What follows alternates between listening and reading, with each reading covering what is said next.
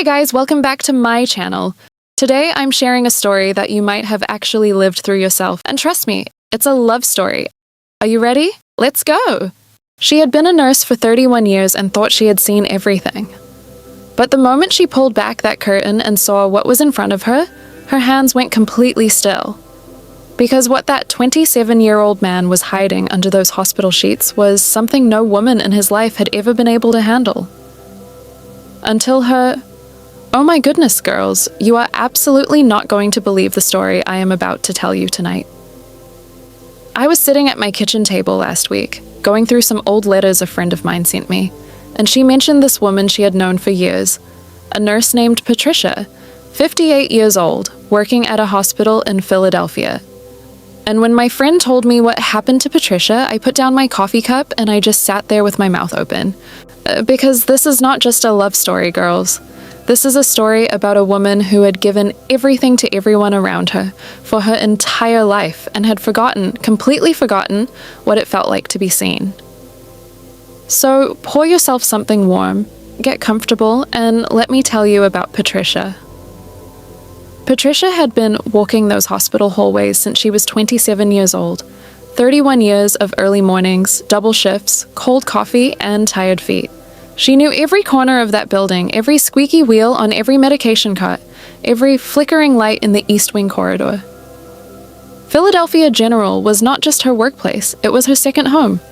Maybe if she was being honest with herself on the quiet nights, it was her first home, because the one she went back to every evening was very, very silent.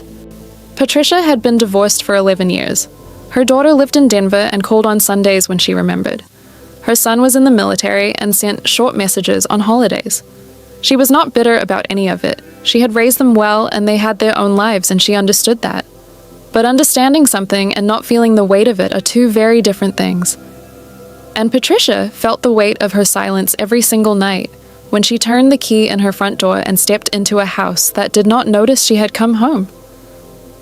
At work, though, Patricia was a different woman. She was sharp, calm, quick on her feet, and her patients adored her. The younger nurses called her Miss Patricia with a kind of quiet respect that she never asked for, but had simply earned over the years. She had a way of making people feel safe, a way of sitting at the edge of a bed and making someone feel like the most important person in the building. That was her gift. She gave it freely, and she gave it constantly, and she almost never kept any of it for herself. Now, girls, here is where the story starts to get interesting. It was a Tuesday morning in the late October, one of those gray Philadelphia mornings where the sky looks like it cannot decide whether to rain or just stay miserable, when a young man was brought into her ward. His name was Daniel, 27 years old. He had collapsed during a morning run in Fairmount Park, and a woman walking her dog had called 911. When Patricia came on shift and reviewed his chart, she noticed something that made her pause. He had been seen at 2 other hospitals in the past 3 years for similar episodes: dizziness, sudden weakness, elevated heart rate. And every single time, after running every test available, the doctors had written the same thing in the notes: no conclusive diagnosis. Cause undetermined, patient discharged in stable condition. Patricia stood at the nurse's station holding that chart for a long moment. No conclusive diagnosis. 3 times. She looked down the hallway toward room 14 where Daniel had been settled, and she made a decision that she would later describe to my friend as the most instinctive thing she had ever done in 31 years of nursing. She decided she was going to figure out what was wrong with this young man herself. She walked into room 14 and pulled back the curtain, and that was the moment, girls. That was the exact moment my friend described to me. Patricia told her that when she saw Daniel lying there, she did not see a patient. She saw something that stopped her completely. Not because of anything dramatic or obvious, but because this young man looked at her with the most exhausted eyes she had ever seen on a person his age. Not physically exhausted, soul exhausted. Like someone who had been carrying something impossibly heavy for a very long time and had simply run out of road. Patricia sat down in the chair beside his bed, which was not something she typically did in the first 5 minutes with a new patient, and she said something that surprised even herself. She said, and I am quoting my friend here exactly, she said to him, "Nobody has actually listened to you yet, have they?" And it was not a question. Daniel looked at her for a long moment, and then his eyes filled with tears and he shook his head. And Patricia said, "Okay, I am listening now. Take your time." What came out over the next 40 minutes was not a medical history, it was a life. Daniel had grown up in a small town in rural Pennsylvania, the kind of town where men did not talk about weakness and doctors were something you only saw when a bone was visibly broken. His father had the same episodes his entire adult life and had simply lived with them, refused to discuss them, and died at 63 from a cardiac event that the family was told could have been managed if caught earlier. Daniel had inherited not only the condition, but also the silence around it. He had moved to Philadelphia for work 3 years ago, had tried to get answers, and each time had walked away from a hospital feeling more invisible than when he walked in. He had never told anyone the full story, not a friend, not a coworker, not the woman he had dated briefly the year before who had eventually told him he was too closed off to be with. Patricia listened to every word. She asked questions that nobody had asked him before. Not about symptoms and timelines, but about his daily life, his stress levels, his sleep, his family history in detail, his relationship with his own body. And by the end of that conversation, she had a theory, a real one.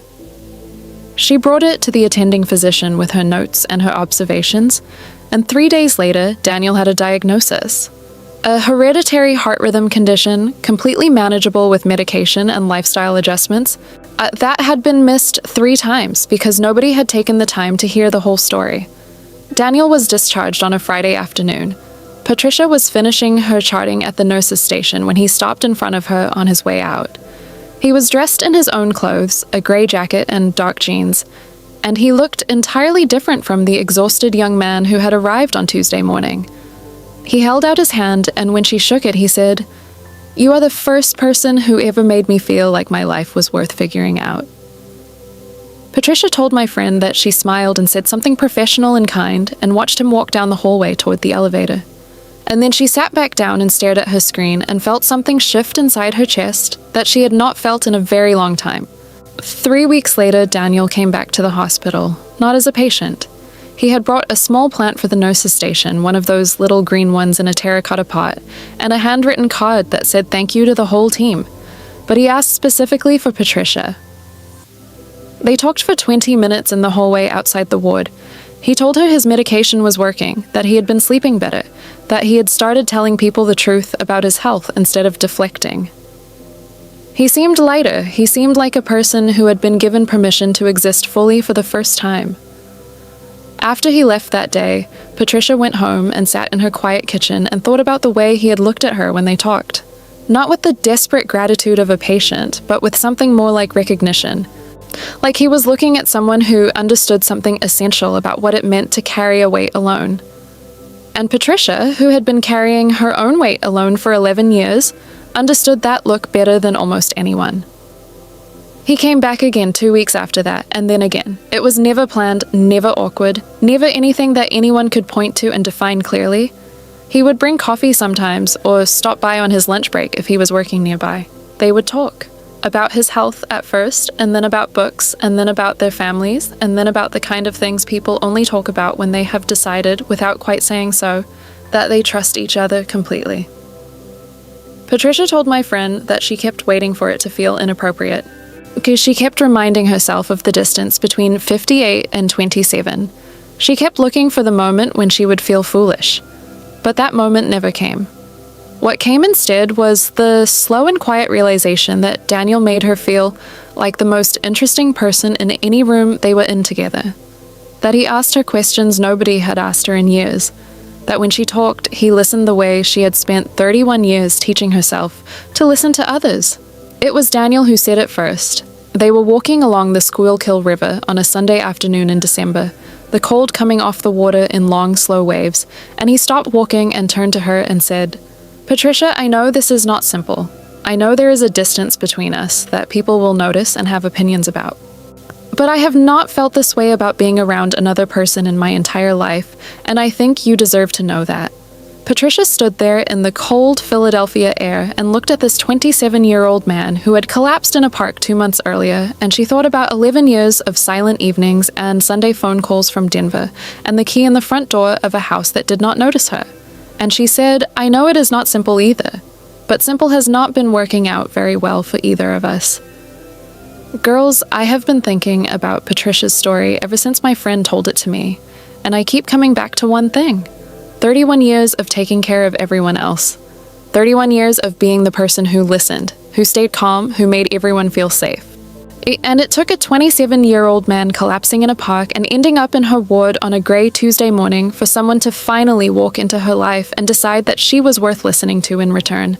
I do not think love has an age requirement. I do not think the heart checks a calendar before it decides to feel something. Patricia was not looking for Daniel. She was not looking for anything except to do her job well. And that is exactly when it found her, when she was simply being herself, fully and completely, without any expectation of what might come back to her in return. I think there is something in that for all of us girls, something worth sitting with tonight. If Patricia's story touched something in you tonight, I want you to know that you are not alone in feeling it. These stories find us because somewhere inside we recognize them. If you are sitting in a quiet house tonight and this felt a little too familiar, I see you. And I want you to come back next time because I have another story waiting that I think you are going to need to hear. Go ahead and follow this channel so you do not miss it. And if you know someone who needs to hear a story like this tonight, share it with them. Sometimes the most loving thing we can do for another person is simply say, "Hey, I thought of you when I heard this." I will see you in the next one, girls. Take care of yourselves.